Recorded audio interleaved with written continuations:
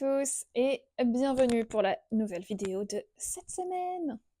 En ce début de février, je me suis dit que on allait du coup faire cette première vidéo récap du mois passé. C'est un format que je m'étais noté, que j'avais envie de tester et je verrai par la suite du coup si ça vous plaît, si ça fonctionne bien ou quoi. Et peut-être que du coup ça pourra perdurer. Je me dis que ça pourrait être l'occasion, voilà, de se retrouver en début de chaque mois et de faire un peu le bilan, calmement, qui a la ref. Je vais parler principalement de livres, évidemment, mais je vais également aborder aussi d'autres événements cool qui se sont passés ce mois-ci, parce que je me dis que c'est sympa de faire l'exercice justement de focaliser sur toutes les choses sympas qui ont pu se passer.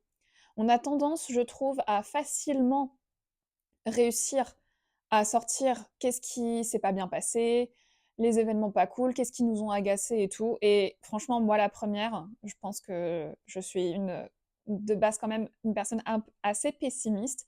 Je travaille énormément là-dessus pour essayer de vraiment focaliser sur le positif. Et je me dis que voilà, cette vidéo, c'est un peu aussi l'occasion de justement faire ce travail. Le mois de janvier était un peu long, comme tous les mois de janvier. J'ai l'impression que c'est à chaque fois le début de l'année qui est là pour bien nous dire allez, c'est parti, on y va, on enchaîne. De mon côté, pour essayer de voilà, m'organiser un petit peu, chaque mois, je prépare mon bullet journal avec voilà tous les événements qui vont venir, tout ce que j'ai à faire, mais pas que. Je me mets également, par exemple, toutes les lectures que j'ai prévu de faire. C'est un peu ma palle du mois. J'essaye un peu de plus en plus en tout cas, de faire des pales qui vont être un peu en lien avec la saison ou avec les événements qui vont se dérouler. Pour janvier, forcément, on est en plein hiver. J'avais dans l'idée de faire une sélection de lectures qui soit un peu autour de l'hiver. Donc les premiers livres que je m'étais notés, c'était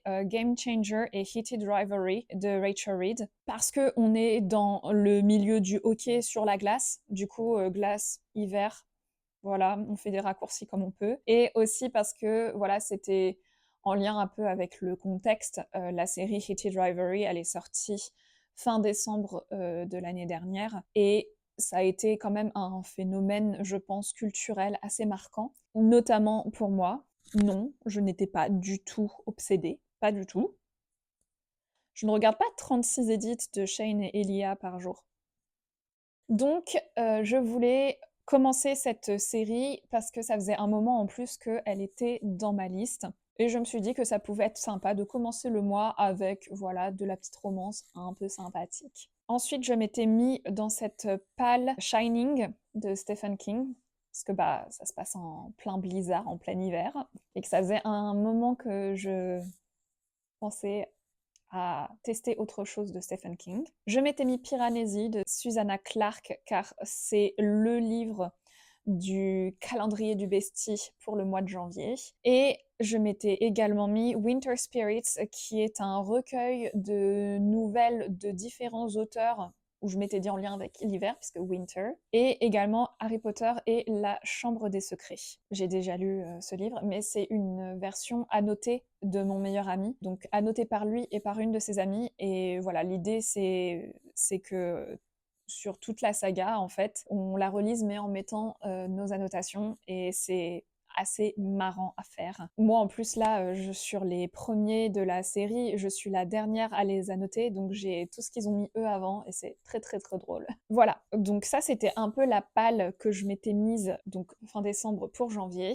In fine, j'ai lu donc bien les Game Changer et Heated Rivalry. Game Changer, je lui ai mis la note de 3,75 sur 5. C'était mignon, je pense que ça fait une bonne introduction à la série, mais après, c'était pas ma trope préférée dans les romances. Je trouvais aussi qu'il y avait quelques longueurs, et globalement, il y a eu voilà, des passages que j'ai trouvés plus ou moins fluides dans l'enchaînement des événements. Voilà, c'était un moment sympa à passer, mais pas la romance du siècle.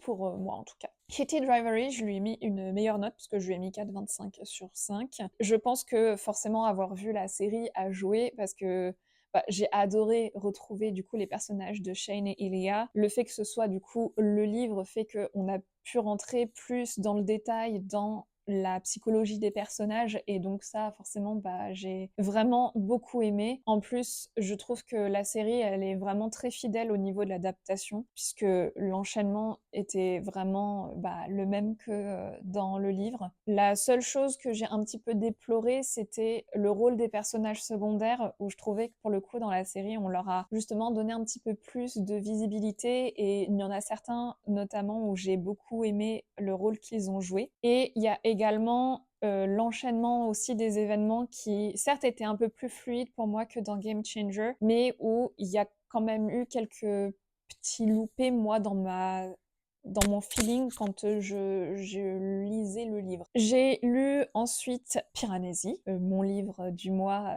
dans ma série du calendrier.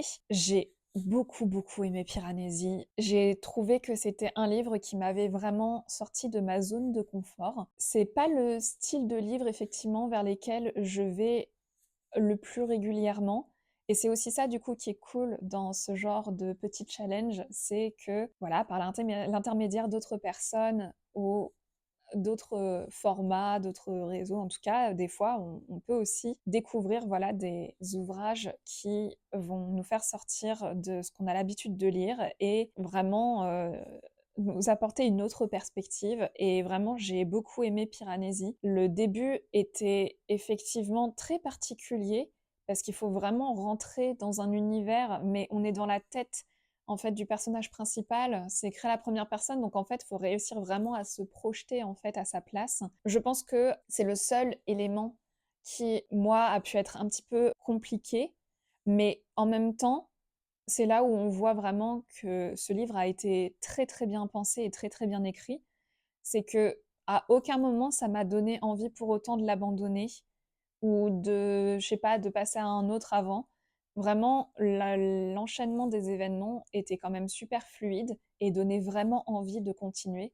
Donc, franchement, pour ça, c'était trop bien parce que c'est, comme je disais, c'est pas le style de livre habituellement qui va vraiment me retenir. Donc, voilà, je lui ai mis un joli 4,5 sur 5.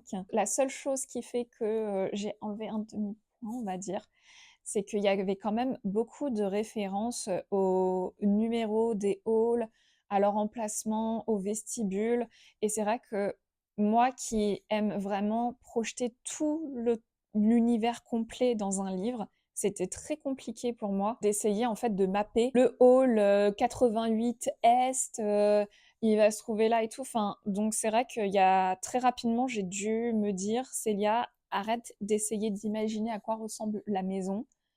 Juste imagine principalement les événements qui s'y passent, mais n'essaye pas de te la représenter dans ta tête parce que juste tu vas y passer un temps monstre et tu vas pas focuser sur les éléments importants. Mais ça voilà, c'est propre à moi, donc peut-être que ça n'a pas été le cas pour d'autres personnes qui ont lu ce livre. J'ai ensuite lu Shining, donc de Stephen King, et franchement, je suis hyper contente parce que Stephen King, j'ai déjà essayé auparavant. J'avais essayé de lire La Ligne verte et c'était tellement descriptif que en fait, j'avais beaucoup de mal à me raccrocher à l'intrigue principale, même si globalement je la connais puisque bah, j'ai vu le film. Et j'avais également tenté de lire Salem et c'est pareil, beaucoup de descriptions. Et c'est pas que l'histoire était pas intéressante en tant que telle, mais c'est juste que il se passait pas suffisamment de choses de façon récurrente pour que ça, justement, ça me retienne tout au long du récit. Et ça, ce qui s'est passé, c'est qu'à un moment donné, je pense que j'ai dû le poser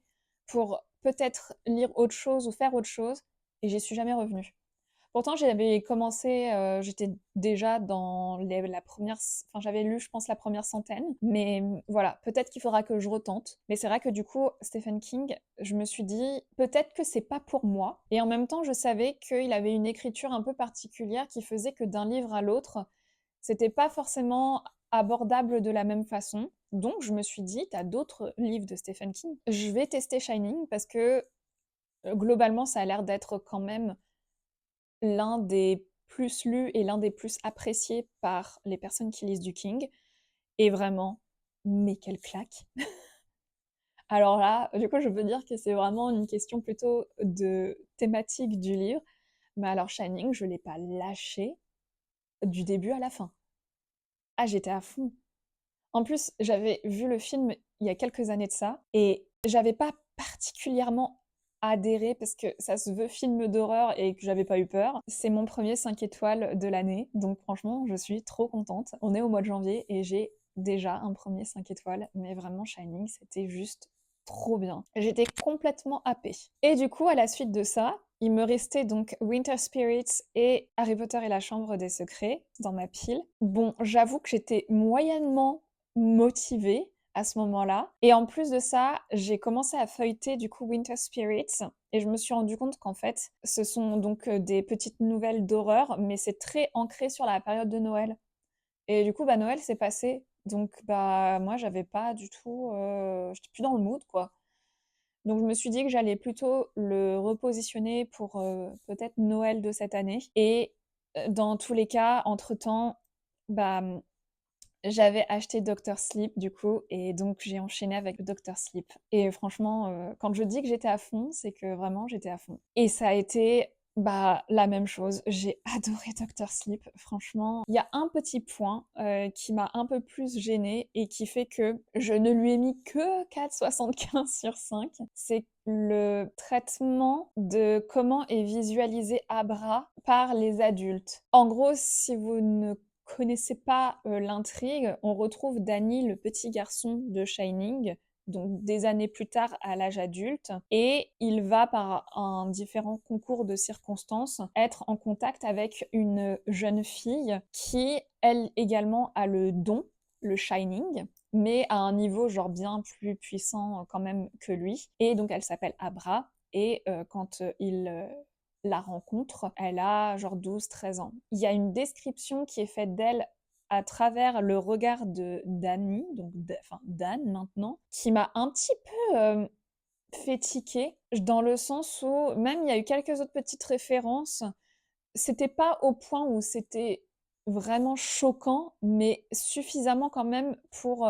ça m'a quand même un peu titillé. C'est que je trouve que elle est décrite physiquement, mais pas comme on décrirait physiquement une enfant de 12-13 ans. Pour moi, c'est à la limite un peu trop de l'hypersexualisation et ça m'a un peu dérangée. Donc c'est pour ça que j'ai enlevé 0,25. Mais sinon, globalement, j'ai vraiment trop aimé l'histoire. J'ai aimé en apprendre plus sur le don et les différentes façons qu'il a de se présenter, sur aussi bah, toute la clique des méchants qui arrive, enfin le lien aussi qui va être fait avec l'enfance de Danny, enfin non vraiment j'étais dedans quoi. Doctor Sleep, il est plus long que Shining et il est plus long que les autres livres que j'avais prévus dans ma palle, ce qui fait quand même un peu plus de 700 pages. Donc pour le coup, bah j'ai pas eu le temps de, après ça, de le finir et de lire Harry Potter. Mais c'est pas plus grave que ça, j'ai envie de dire. Le Harry Potter n'est pas une urgence, hein, clairement. Il sera lu peut-être sur février ou peut-être après. C'est pas plus grave que ça, je ne m'en formalise pas. Au final, j'ai lu donc 5 livres sur le mois de janvier et je suis plutôt contente parce que les dernières années, le mois de janvier, j'avais un peu plus de mal à m'y remettre vu qu'il y a les vacances d'hiver donc entre Noël et le Nouvel An, on est avec nos familles, nos amis, des choses comme ça, et donc c'est vrai que pas forcément le temps de lire plus que ça. Mais cette année, je me suis organisée différemment, et donc là, je suis plutôt contente. 5 livres, c'est plutôt cool. C'est le nombre que je me suis fixé par mois pour atteindre mon objectif de l'année. Comme je disais, Doctor Sleep, j'avais pas prévu de le lire et je ne l'avais pas d'ailleurs. Je l'ai acheté parce que bah, en lisant Shining, j'étais tellement à fond que je me suis dit,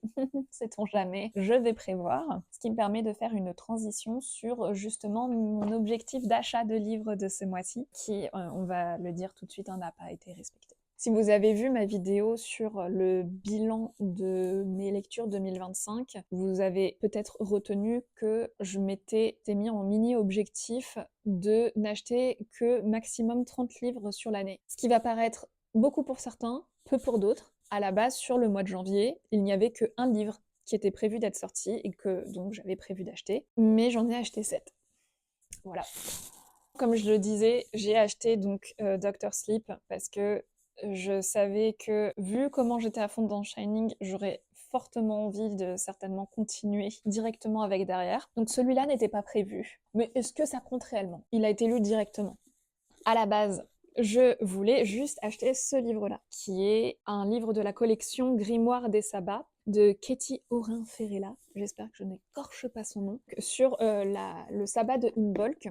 Je vais la faire très rapidement, mais il existe 8 sabbats, dont Imbolc, qui est en lien avec le printemps. Moi, j'ai déjà les premiers livres sortis de cette collection, qui sont sur Samhain, donc c'est Halloween, Yule, Noël, Mabon, qui est l'équinoxe d'automne. Et donc je suis allée chez Cultura le jour de sa sortie, sauf qu'il ne l'avait pas. Et donc je l'ai quand même commandé, je suis allée le chercher quelques jours après, mais ce qui a fait que, au moment où j'étais à Cultura ce jour-là, moi j'avais prévu de partir avec un livre. Et globalement, je ne rentre pas dans un Cultura, j'évite de rentrer dans un Cultura si je n'ai pas prévu d'acheter de livres parce que je me connais. Je sais que je ne vais pas pouvoir sortir sans avoir acheté quelque chose. Je pense que j'ai un problème d'achat compulsif de livres. Je devais acheter seulement ce livre-là et je suis ressortie avec le tome 7 de Fruit Basket. Voilà. Je me suis dit, de temps en temps, en fait, j'achète le suivant. Et donc, je me suis dit, oh, ça va être le moment. Mais oui, allons-y.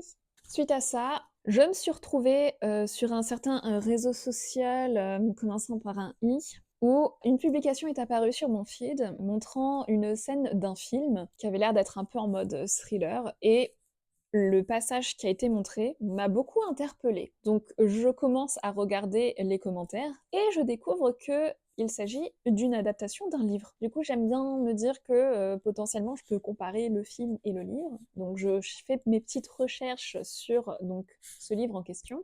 Quelle n'est pas ma surprise de découvrir que l'autrice de ce livre est la même que le livre Gone Girl. Gone Girl qui a déjà été adapté en film. J'avais beaucoup aimé ce film. Je savais que c'était l'adaptation d'un livre. Je m'étais dit, bah, faudra que je le lise un jour. Et quelle n'est pas ma surprise que de découvrir qu'en fait, il y a une collection de cette autrice comprenant donc le livre de l'extrait que j'ai vu, mais également Gone Girl, et également de un autre livre et une sorte de petite nouvelle.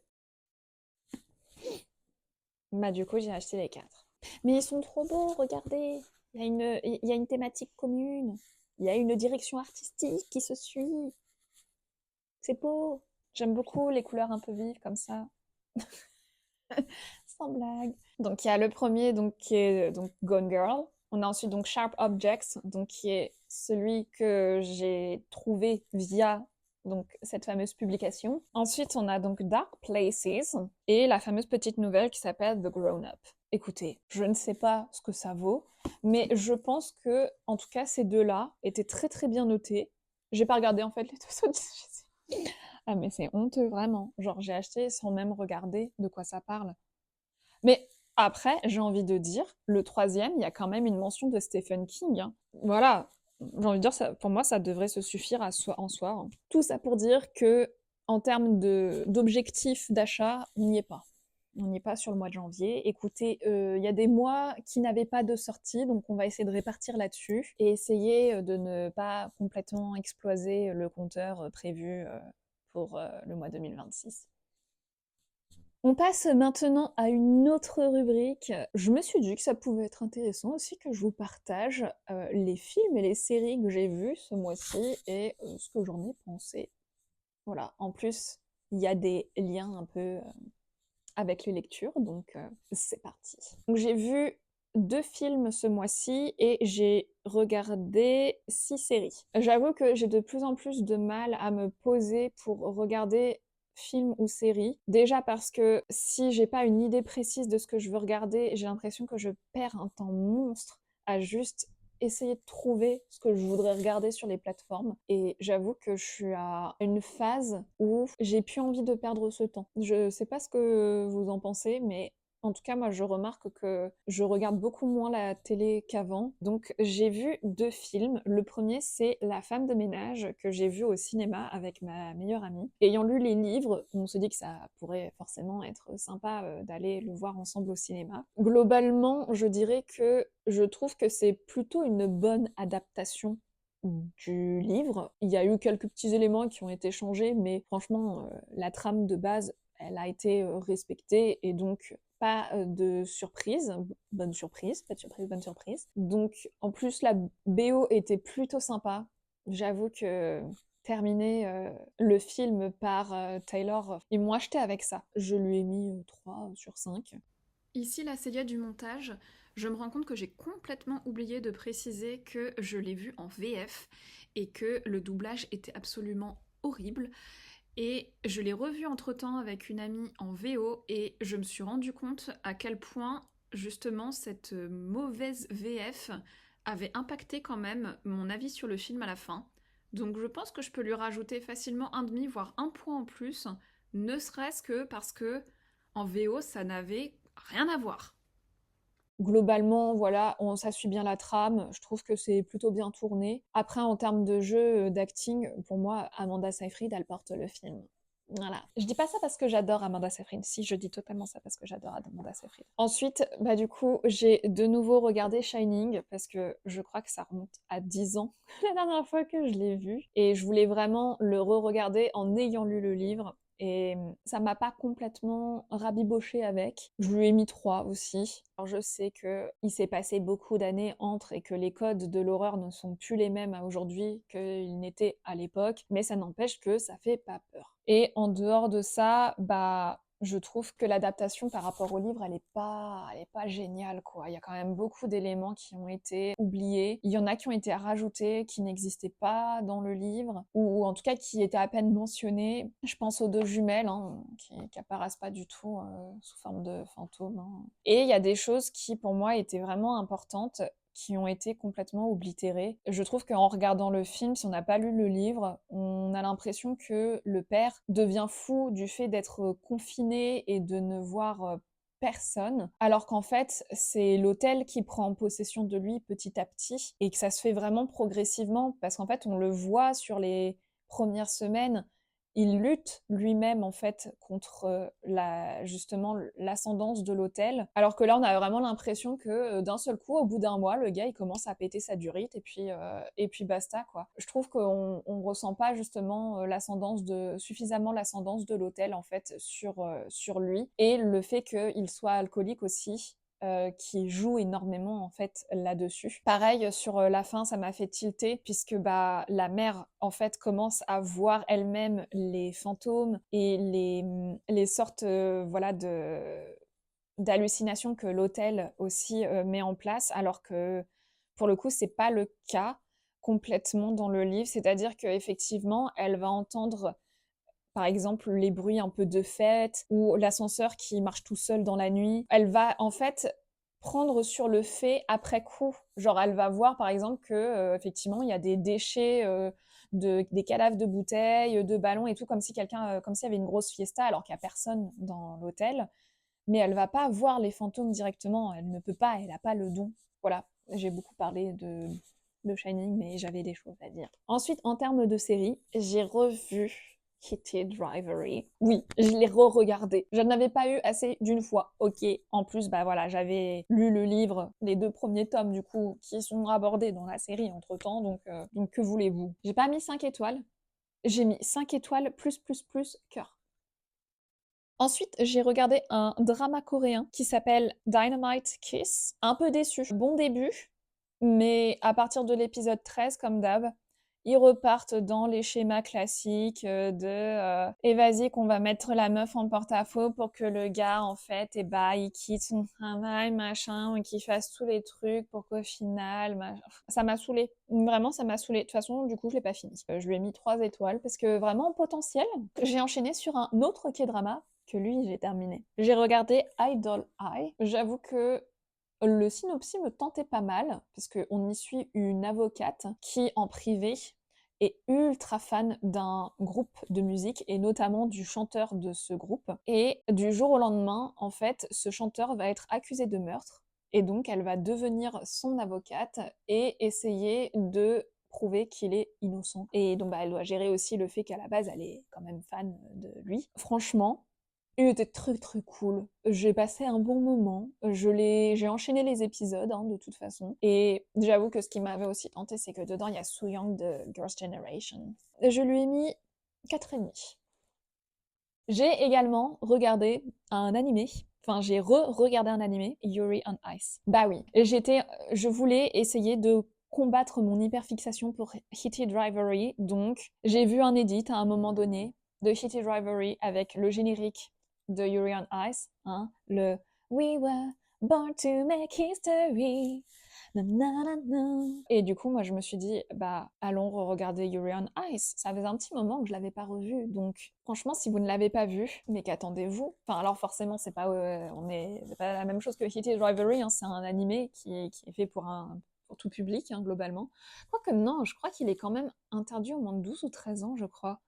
Ouais, bon, juste parce qu'il y a potentiellement, on laisse entendre qu'il y a un petit bisou, c'est bon. Mais donc oui, on y suit deux patineurs artistiques. Donc l'un est un peu en mode prêt de prendre sa retraite parce que il a un peu du mal à gérer son stress et qu'il foire toutes ses compètes. Et l'autre, en fait, c'est un grand patineur qui est un peu plus âgé que lui. Et d'ailleurs, il en est fan, hein, il est voilà. Et par un concours de circonstances, en fait, il va aller dans son patelin, il va aller le voir, il va lui dire maintenant je suis ton coach. Voilà. Puis après bah non mais vraiment c'est très très cool. Vous pouvez le regarder sur Crunchyroll qui est une plateforme dédiée à tout ce qui est animé. Et d'ailleurs, si vous avez Amazon Prime, vous pouvez vous abonner à Crunchyroll par l'intermédiaire, si vous ne le saviez pas. Et donc oui, à l'époque, j'ai regardé Yuri on Ice et j'étais tellement à fond que je cherchais partout des romances gays dans le milieu du patinage artistique et j'en trouvais pas et j'étais frustrée. Et c'est de là que j'ai ouvert un peu mes chakras et que je me suis dit, tiens, faisons une liste des romances gays dans le milieu du hockey.